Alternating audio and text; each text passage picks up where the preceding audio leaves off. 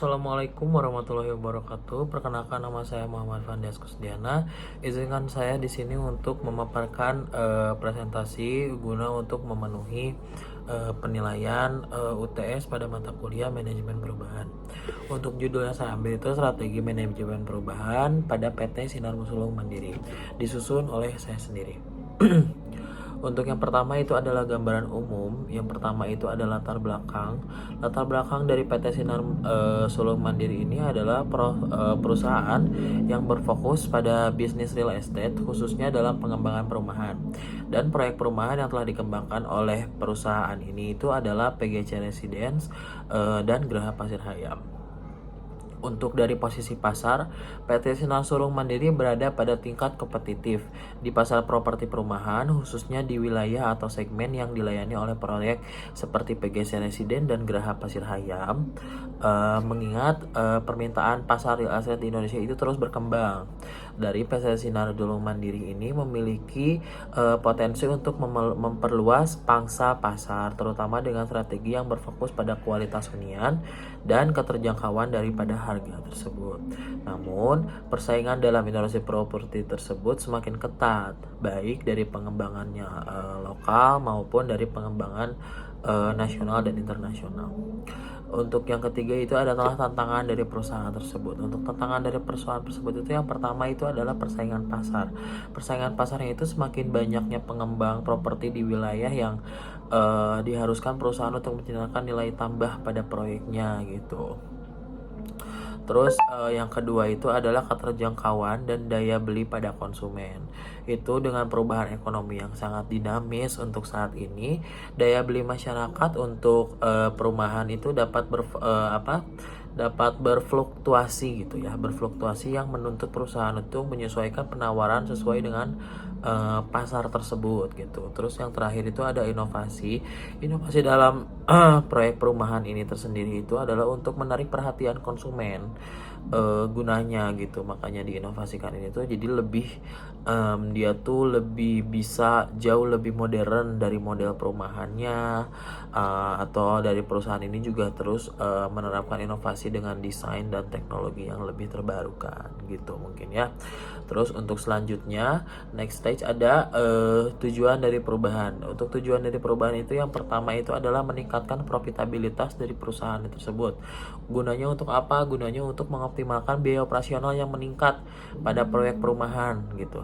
Terus yang keduanya itu adalah membesar pangsa pasar. Karena apa? Dengan memperluas cakupan pasar yang banyak, dengan mengembangkan produk yang lebih sesuai dengan kebutuhan konsumen saat ini itu menjadi tujuan dari perusahaan PT tersebut. Terus yang terakhir itu adalah meningkatkan efisiensi operasional. Untuk efisiensi operasional itu gunanya untuk mengurangi biaya tanpa mengurangi kualitas dengan memanfaatkan teknologi konstruksi yang lebih efisien gitu. Jadi tujuan untuk perubahan ini tuh dia lebih pengen dengan adanya teknologi, dengan adanya sistem-sistem yang terbarukan ini tidak membuat pembiayaan dari pembuat perumahan dan lebih modern ini tuh tidak jauh lebih mahal dari biasanya gitu. Justru bahkan bisa jauh lebih hemat begitu.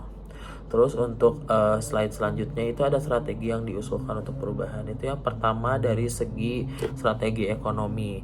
Itu dia itu lebih mengendalikan biaya pengembangan proyek, terus sumber bahan baku yang lebih terjangkau, terus meningkatkan efisiensi operasional seperti karyawan dan lain-lain dalam tahap proyek biar pengurangannya itu bisa dikurangi jauh lebih hemat gitu. Yang kedua itu adalah strategi pengembangan. Yang kedua dari strategi pengembangan ini itu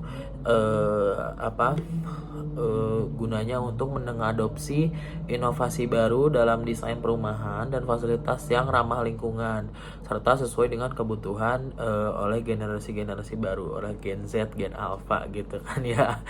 Terus yang terakhirnya itu adalah meningkatkan keterampilan karyawan dan tim proyek untuk meningkatkan kualitas pembangunan dan layanan.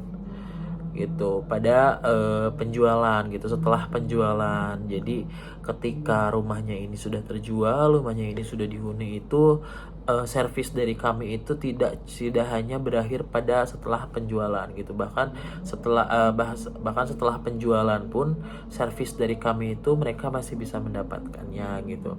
Terus adalah melakukan riset pasar untuk memahami preferensi konsumen secara lebih mendalam, sehingga proyek yang dapat disesuaikan dengan dengan kebutuhan pada saat ini gitu. Jadi untuk pembuatan perumahan itu jadi tidak kebutuhannya segini, membuat rumahnya segini, yang nantinya rumahnya itu jadi sulit untuk dijual dan akhirnya menjadi terbengkalai gitu. Jadi bangunan yang tidak dihuni gitu.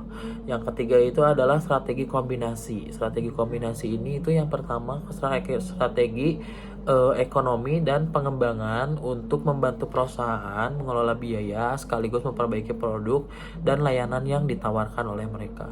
Strategi ini juga memungkinkan untuk si perusahaan itu bersaing dan menonjolkan kualitas yang terbaik gitu.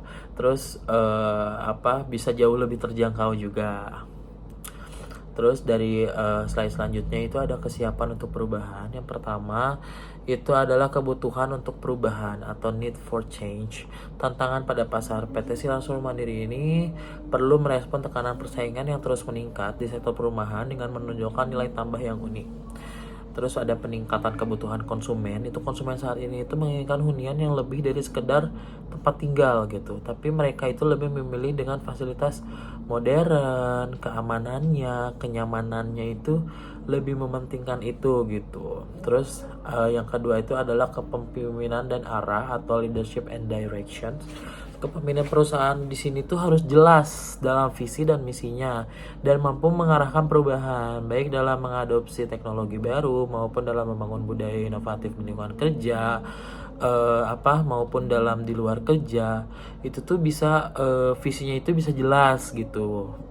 Terus yang selanjutnya itu adalah kesiapan kepemimpinan untuk menjadikan dukungan yang dibutuhkan oleh tim dalam menerapkan perubahan, termasuk bimbingan, pelatihan, coaching, dan peralatan yang diperlukan gitu. Terus yang ketiga itu adalah planning. Untuk planning itu menyusun perencanaan jangka pendek dan jangka panjangnya itu akan seperti apa yang akan dilakukan nantinya gitu. Terus berfokus pada langkah-langkah spesifik yang diperlukan untuk mencapai tujuan pada perubahan tersebut. Terus mengalokasikan sumber daya secara cepat, tepat, mengatur waktunya juga sangat tepat gitu, dan melibatkan semua kepentingan agar setiap tahap perubahannya itu bisa berjalan dengan lancar. Slide selanjutnya itu adalah penilaian kesiapan untuk perubahan dan rekomendasi. Yang pertama itu adalah perubahan. Berdasarkan penilaian kesiapan, perusahaan berada pada tahap perubahan berhasil dimungkinkan gitu jika mampu menjalankan perencanaan kepemimpinan dan keterlibatan karyawan. Terus dari tindakannya juga harus lebih jelas gitu untuk mengenai jadwal, anggaran, terus tanggung jawab daripada pihak-pihaknya itu seperti apa gitu. Terus keterlibatan karyawannya juga bagaimana. Nah, ketika perusahaan ini tuh akan berjalan gitu. Terus penetapan tonggak indikator keberhasilannya juga itu bisa menentukan titik evaluasi dan kriteria keberhasilan yang dapat diukur oleh skala kita gitu. Jadi kita bisa melihat gitu bahwa si perusahaan ini tuh sampai saat ini sudah mencapai keberhasilannya itu sampai mana gitu. Terus juga untuk memastikan semua pihak memahami tujuan dan pelaksanaan pada perubahan. Terus yang terakhir itu adalah implementasi. Yang pertama itu adalah komunikasi yang jelas dan konsisten. Komunikasi itu pastikan bahwa semua pihak terkait, mulai dari manajemen hingga pekerja lapangan itu mengerti perubahan yang sedang dilaksanakan dan peran masing-masingnya itu seperti apa gitu. Jangan sampai ketika kita melakukan perubahan, kita melakukan suatu inovasi yang telah dilakukan, atasan ke bawahan atau bawahan ke atasan itu tidak berjalan sesuai dengan planning gitu.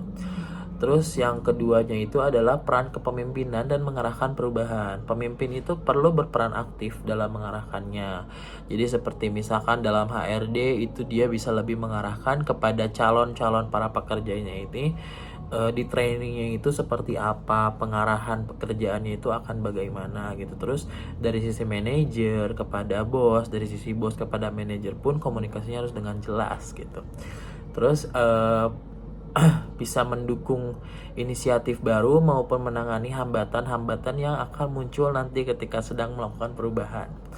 Terus yang ketiga itu adalah pemantauan dan penyesuaian rencana. Secara berkala memantau kemajuan perubahan, melakukan evaluasi dan menyesuaikan rencana jika ada kendala atau peluang baru yang akan muncul nantinya. Gitu. Mungkin presentasi dari saya itu udah cukupkan sekian. Terima kasih. Wassalamualaikum warahmatullahi wabarakatuh.